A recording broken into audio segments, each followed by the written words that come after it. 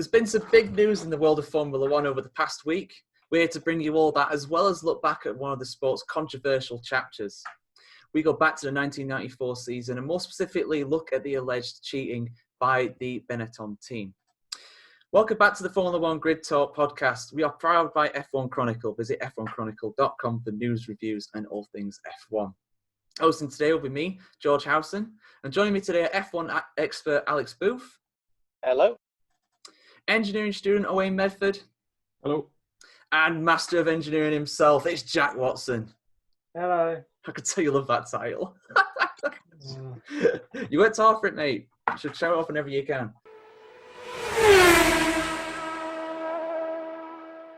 So before we delve into the past, let's look to the near future. It's been announced this week that there will be no Dutch Grand Prix this year, unfortunately, Alex. I mean, I was really looking forward to seeing F1 cars race around there, but I think given the fact that it would have had to be behind closed doors and the Dutch fans are so amazing, absolutely love them, the fact that they wouldn't be a part of the first Dutch GP for 35 years, it's an understandable decision.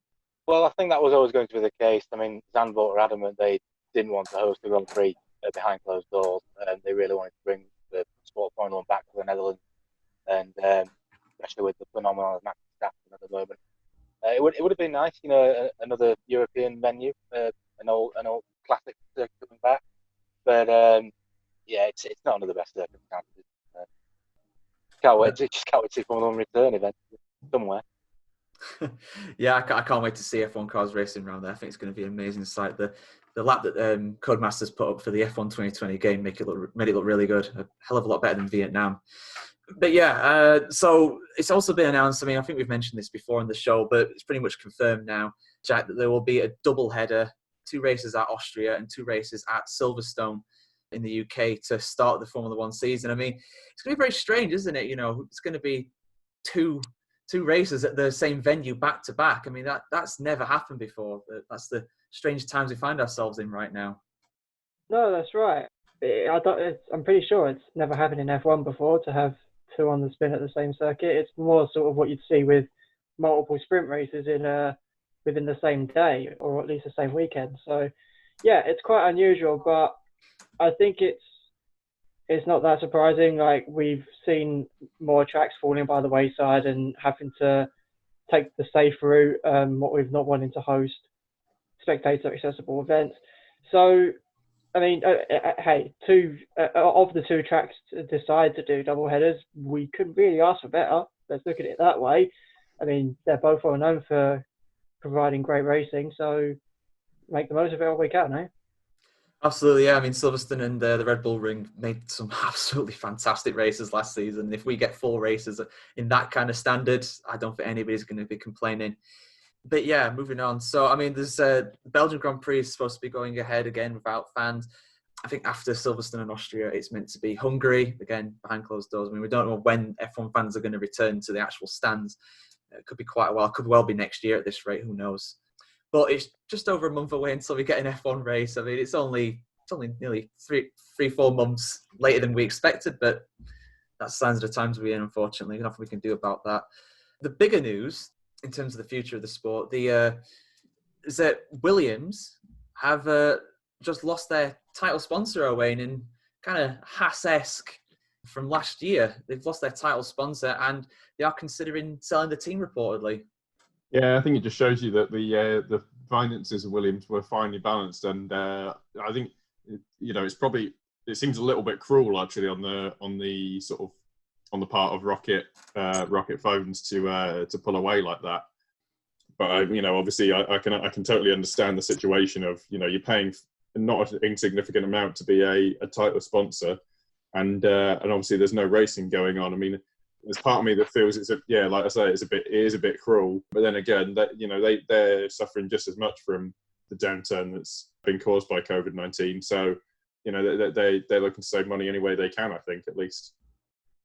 Yeah, and obviously their cars aren't running right now. Williams, as are none of the F1 teams, so they're effectively getting no return for their investment at the moment. So it's understandable, but it's sad, really, isn't it, Alex? I mean, you could say that Williams are the last true privateer team in Formula One, and if they were to go into other hand into a bigger manufacturer like they did with BMW in the past or something like that, it kind of ripped the heart and soul from the team. But I suppose it's realistically what they might need to become competitive again.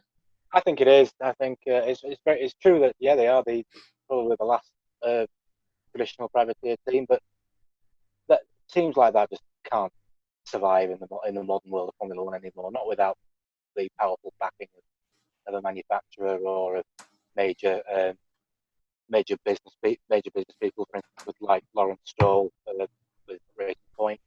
I think that if Williams are to not just survive but progress up the grid and challenge to be very competitive, for top 5 finishes, even podiums, that sort of thing, they're really going to have to maybe look to see if any new owners come in and put the resource into taking the team forward. Clearly, that's not been able to happen with the Williams family at the moment.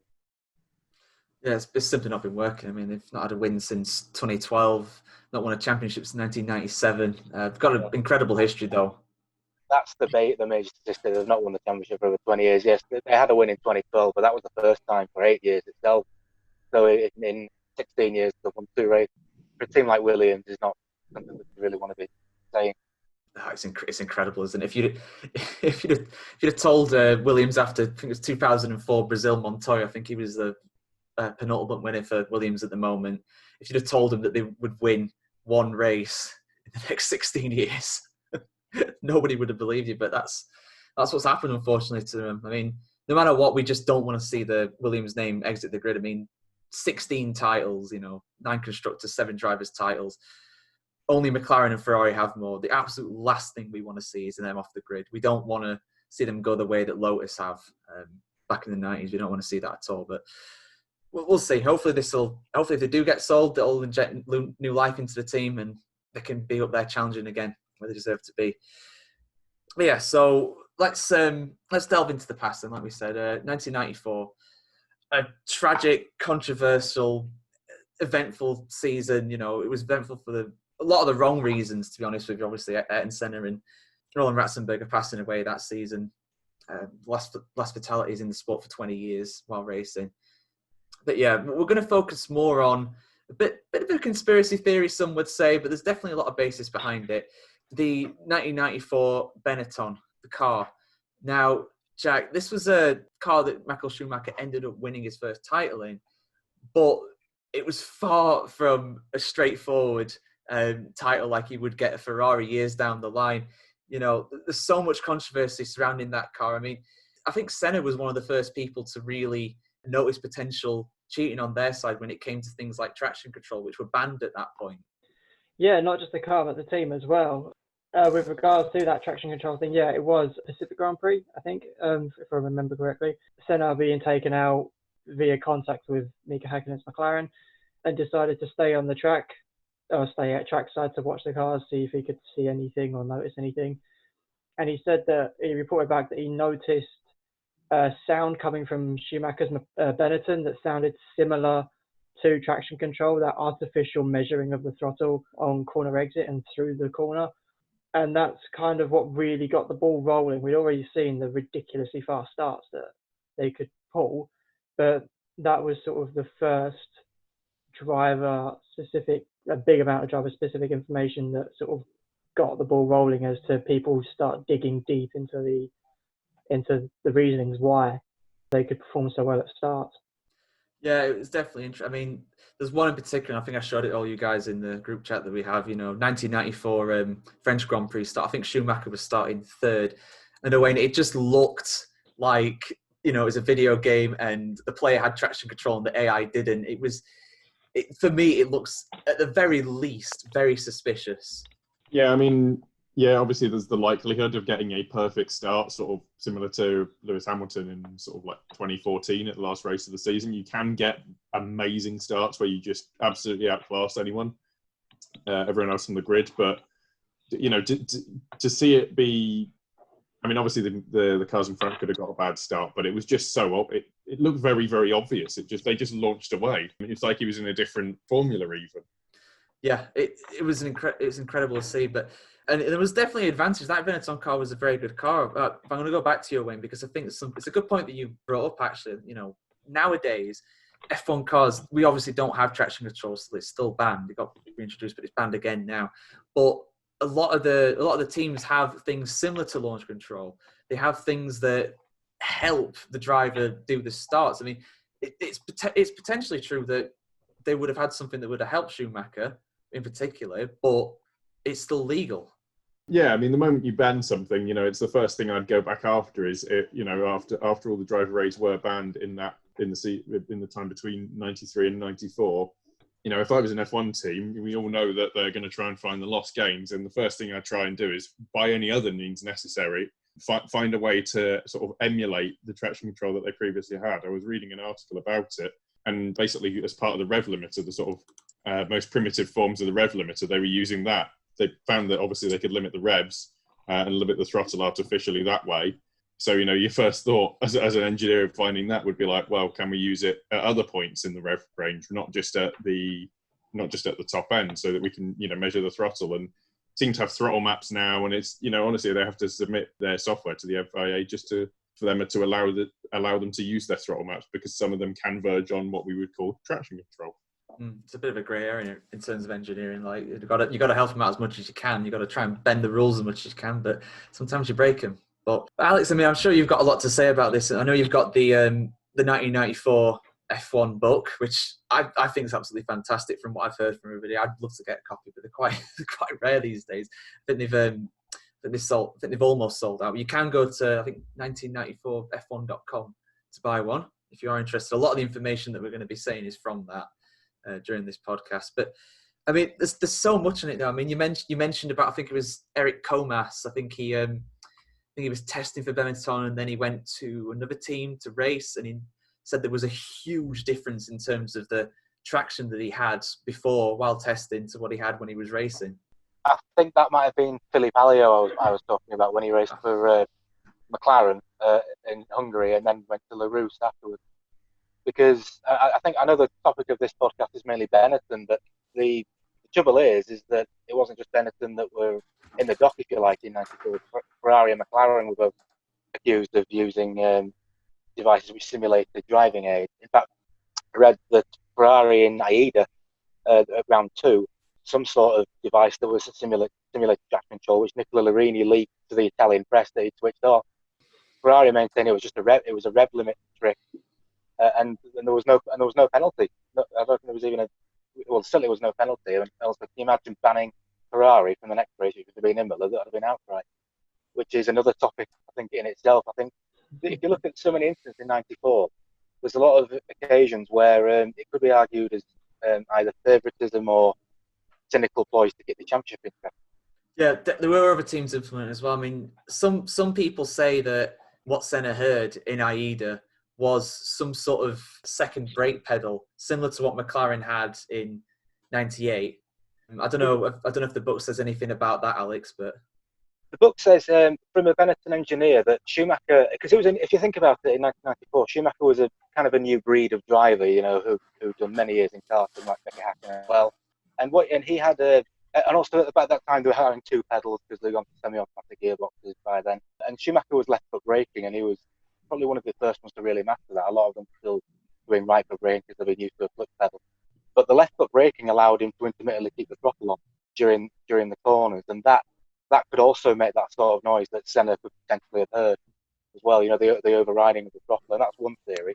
I mean, it might have been traction control. I don't know for definite, but that's one argument.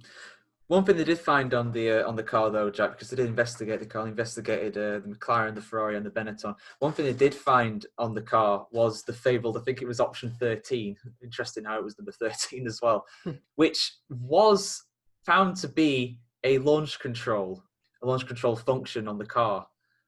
But from my understanding of it, Benetton basically said, "Oh, I didn't know I was there. I didn't mean to leave that in."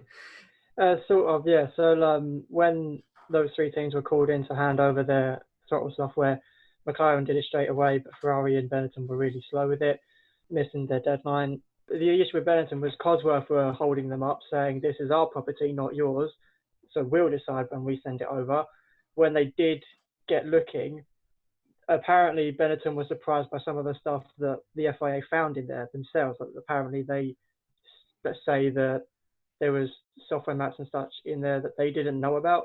And when this launch control functionality was found, it was found to be unable to be accessed via the driver. The driver would be unable to engage it at all.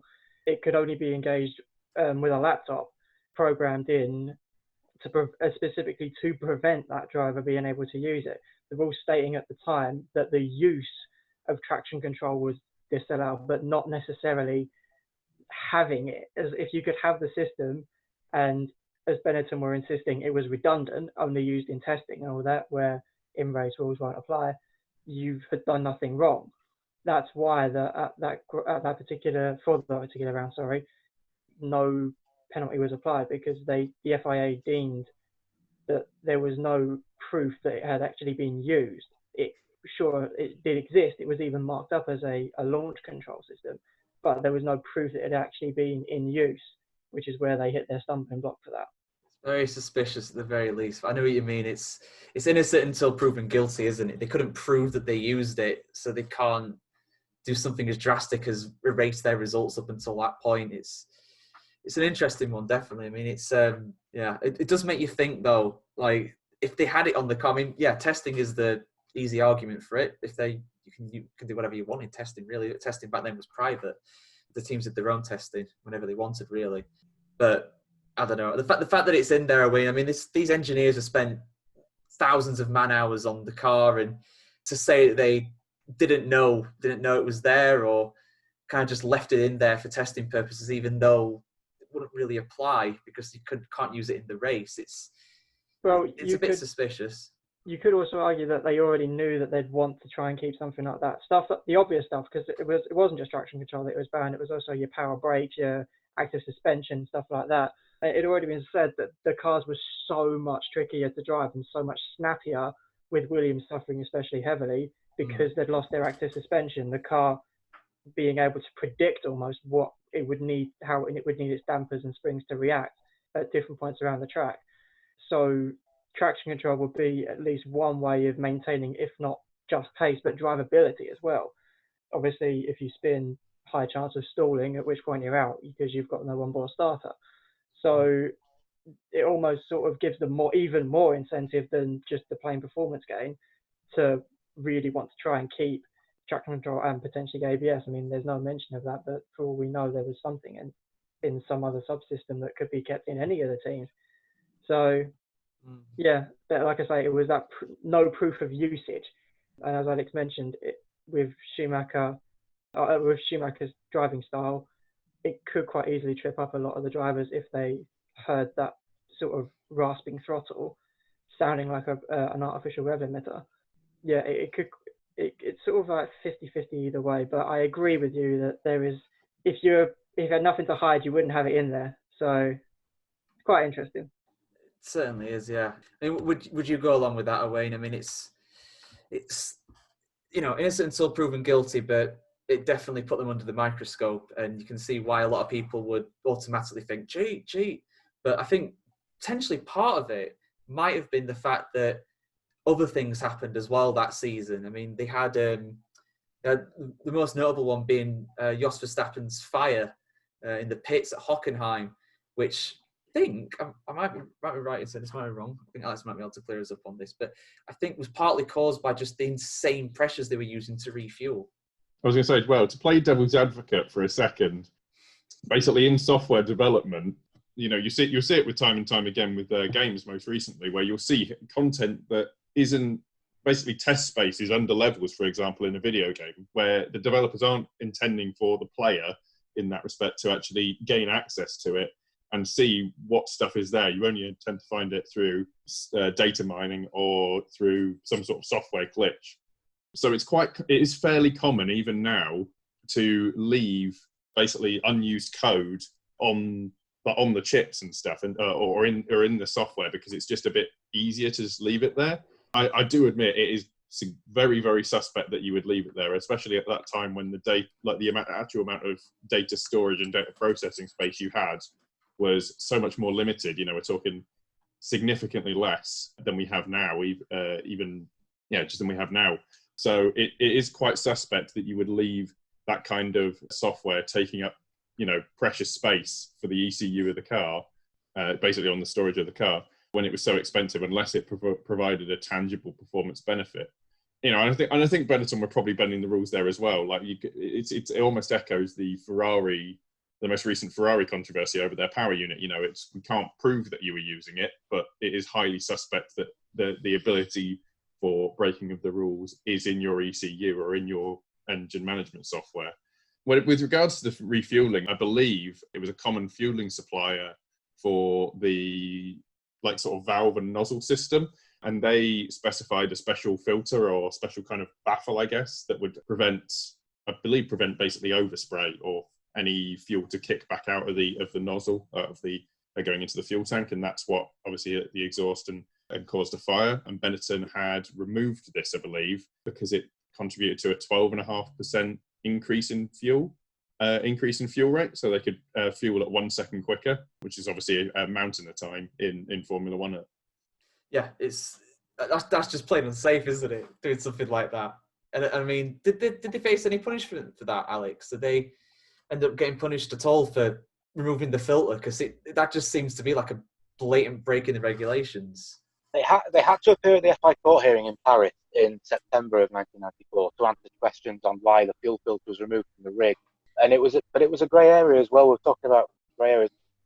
Benetton's defence was that they believed that they'd been given permission to remove the fuel filter, and it was actually LaRousse who stepped in, defended them at the FIA for that, because they'd done the same thing. It was because the fuel filters, the fuel rigs rather, were not.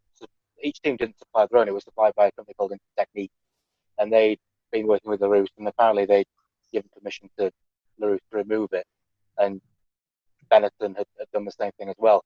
Question marks had been raised over Benetton's fueling right from race 1 in Brazil when Schumacher had hit Senna in the pit lane. It kind of raised a few eyebrows. That was a very quick fuel stop and stuff like that, and it transpired that fuel was allowed to flow quicker. That's what led to the dramatic fire in Hockenheim. So Benetton escaped punishment for that, I think, because of what transpired with the findings of LaRousse and Ligier as well, who had similar thing. Benetton also as well, this defence became a bit of a running joke at the time. They'd argued that a junior mechanic or a junior employee had been told he could remove the filter, and that was their defence. It was believed they didn't. And as well, because obviously Max Mosley had said before the season started that draconian penalties would be imposed on anyone found cheating. But it's just the cynic in me is what thinks that one reason perhaps why they weren't is that we'd had a championship where its star driver had been killed in San Marino Grand Prix. New rules had been implemented to make the racing more exciting, which until about Silverstone it hadn't done. Schumacher and Benetton were dominating. It was miles ahead of the championship. It wasn't very good for its television rating. Bringing Mansell back for one race kind of tapered over some cracks. But then you had the championship fight emerging with Damon Hill. So I think banning him for 2 races probably prolonged that fight. Excluding him from the championship altogether would have ruined it. A bit like with the Spygate with McLaren in 2007. Obviously, kicking McLaren out of the championship would have ruined the championship battle he had with Hamilton right now. And I think Max Mosley said that himself. And I do believe that they didn't always want to do that in terms of the wisdom. Yeah, that's a very good point. End of the day, Formula One is a money-making business, and to throw out Schumacher for that, I mean, something they could have done potentially is throw out Benetton for that year, get rid of the constructors' points like they did with McLaren in 2007. But didn't Schumacher get banned for ignoring black flags at Silverstone for those 2 races? Again, another very mysterious penalty, because we all know he'd overtaken Damon Hill on the formation lap, which was an unknown rule. Not many people were aware of it, and he'd actually done the same thing to Senna in Brazil and wasn't penalised. But the FIA made their mind up that no, they were going to penalise him on that day. But what didn't help was it took them over 20 laps to make a decision. But the FIA state that they've got the stewards have 15 minutes to make a decision, and if they haven't done it, then it gets wiped out. That didn't happen, and then Benetton claimed that they weren't told about a stop-go penalty, and Schumacher claimed that he didn't see the black flag, and eventually he was brought in. He was lap 27, which was something like half an hour, 35 minutes after the event, and he was brought in for a stop and go. Then they decided decided that they were going to exclude him from the race. He was just excluded from the result, given a 1-race ban, and then a 2-race ban, sorry. But they appealed that so that Schumacher could race in Germany, which is the next Grand Prix. But he was still banned for 2 races. Like after He was that, banned for 2 races, but yeah, the appeal was upheld. But he was allowed, because they wanted him banned for 2 races straight away. Benetton appealed so that he could race in Germany. It didn't help as well, because Schumacher had become a mega star in Germany even by then. And there were fans in Germany who were, giving death threats to Damon Hill and threatening to burn the forest down, on the track. So that's true. And I think the FIA bit, and Schumacher was allowed to race there. Wow. I never knew that. I knew they're obviously fanatical about Schumacher and they didn't like Damon Hill, but that's on another level. I thought the Germans would be above that, but apparently not. Only the year before, in tennis, Monica Seles had been stabbed by a Steffi Graf fan, so it wasn't. There were lunatics out there, put it that way. And one of them made it to the track in 2000, but there you go. Yeah. That's nuts. That is insane. I never knew that. Oh my days, I don't have to react to that. Yeah, so Jack, it's just an absolutely ridiculous. If you just take all the things that involve Schumacher and Benetton, it's just an absolutely crazy season. And that car was so controversial for so many reasons. But in the end, Schumacher won the title. Again, controversial circumstances. And I'm not going to get into that because we're 4 Brits. I think we're all going to be pretty biased right here, and I'm probably going to get accused of that. So we're not going to talk about what decided the title. But the fact is that Schumacher won that drivers' championship, and Williams ended up being a constructors' champions. But the car was so dodgy, for lack of a better term. We mentioned about launch control, the traction control, the refueling, ignoring black flags. It's just, if you just tell somebody this, they had no idea about it, you'd never think this actually happened, and not even that long ago, really. No, it just sort of all came to a head where no one in that group could get away from it. Like, we've had teams have the spotlight shone on it, we've had drivers had it shone on them, but this year it just all came together. I think it just sort of snowballed, and I mean, I know you don't want to discuss that championship finale, but that's also going to be a massive contributor, isn't it? I mean, it's something that even up until a couple of years ago, with the rights being split, it was still F1 themselves using that iconic shot of Damon up on 2 wheels, that, like, in their opening titles, like, it's just that memorable. And I mean, I suppose also you got to bear in mind that throughout that season there were also other things going on. It was so turbulent with regulations. We had several mid-season regulation updates to try and sort of backtrack on snap decisions, or to try and capitalise on areas that the FIA thought that were still being exploited, and try and clamp down on that. So the entire season was just full of turbulence, and in a way, with Benetton being like this, that they sort of capitalised on it. Yeah, it certainly will remain memorable for many years to come, though, I suspect. They're all for the right and the wrong reasons. Entertaining, but for the wrong reasons in some ways. I mean, that's the thing. You touched on it there, Jack. I mean, Owain, the regulations changed so much, and they changed so drastically from 1993 alone, but obviously they changed a lot during the season, especially after Senna passed away.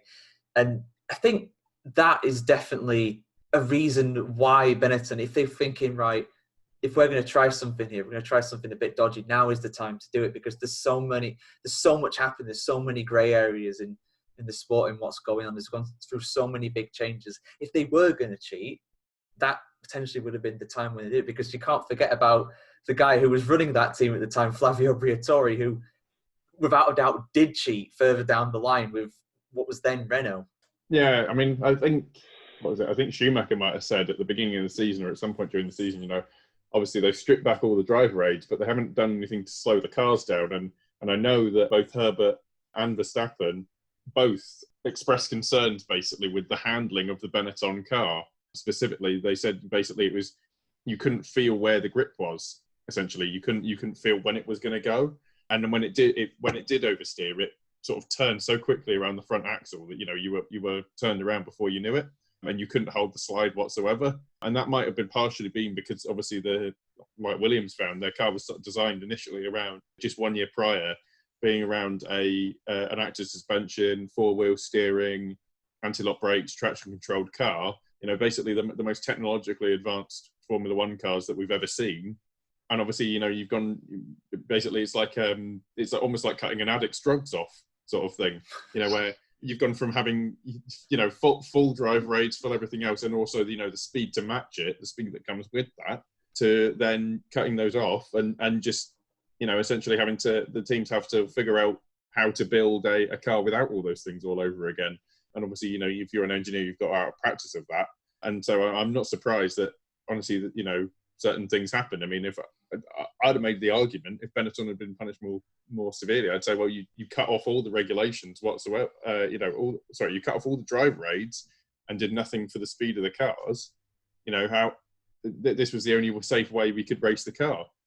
It's a big old argument, isn't it? It's a fair point. If you take away that much away from the cars, you make them unsafe, and unfortunately, we did see the consequences of that.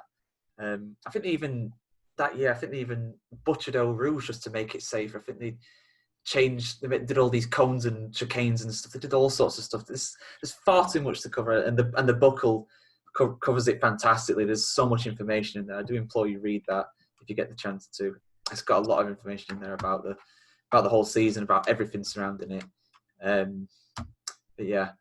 So I mean, Alex, anything else to say about the car? I mean, what do you personally think? Do you think there was some cheating there from Benetton, or do you think that this was given the benefit of the doubt here?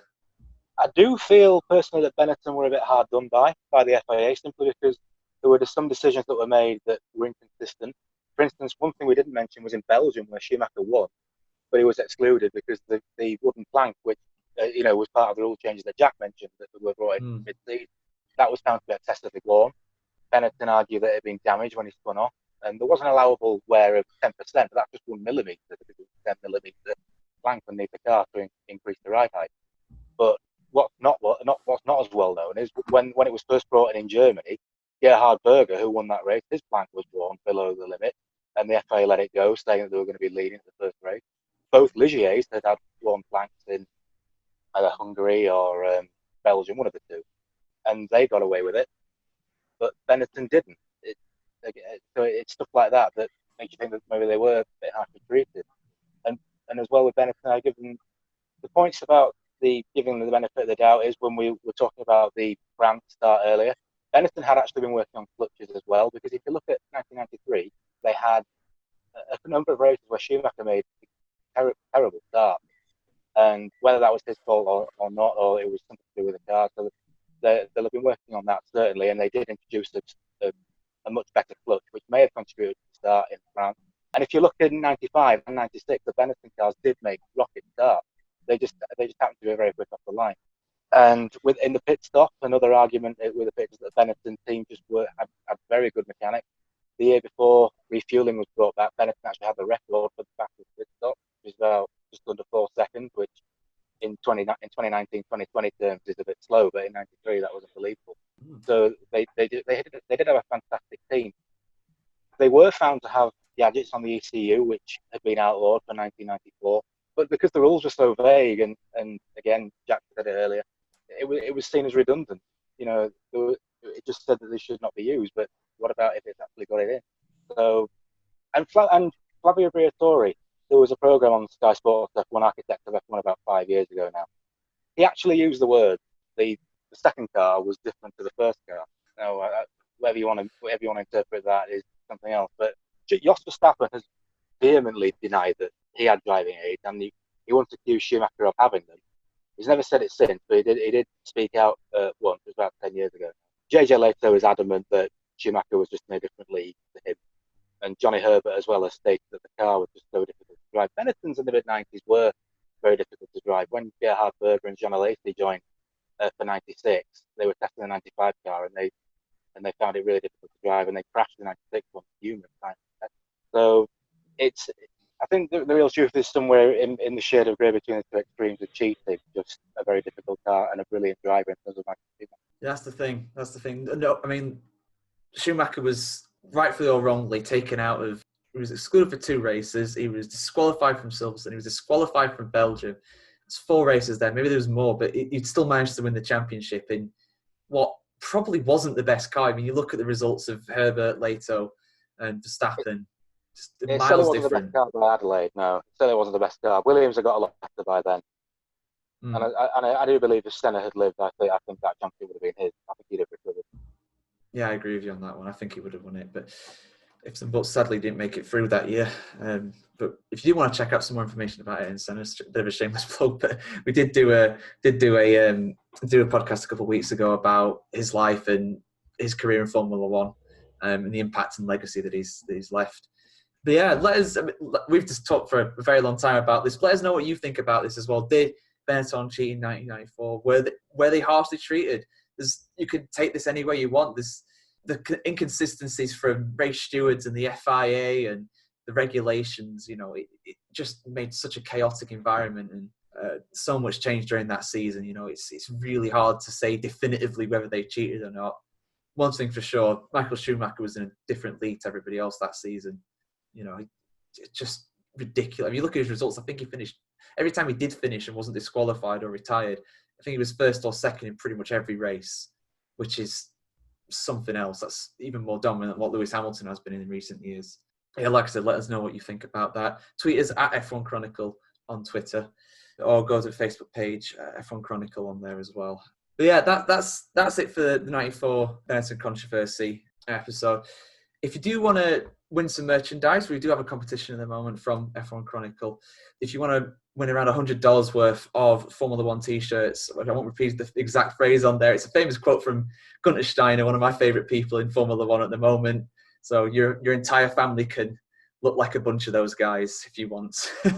It's absolutely free to enter. Just go to the F1 Chronicle website or the Facebook page. There's a link on there for it as well. The winner will be announced in 2 weeks' time, the 15th of June. Yes, so thank you for joining us, lads. Really do appreciate it. Yeah, no problem. Brilliant insight on the season there. We are also available on YouTube, Spotify, Google Podcasts, Omni Studio, Pocket Cast. Just search for the F1 Grid Talk on all of those. We have a Reddit, Formula One podcast, looking for new advice. Just search that on there if you want to give us some advice on what we should be doing. If we're doing anything wrong, we do really appreciate any kind of feedback. We have a subreddit as well.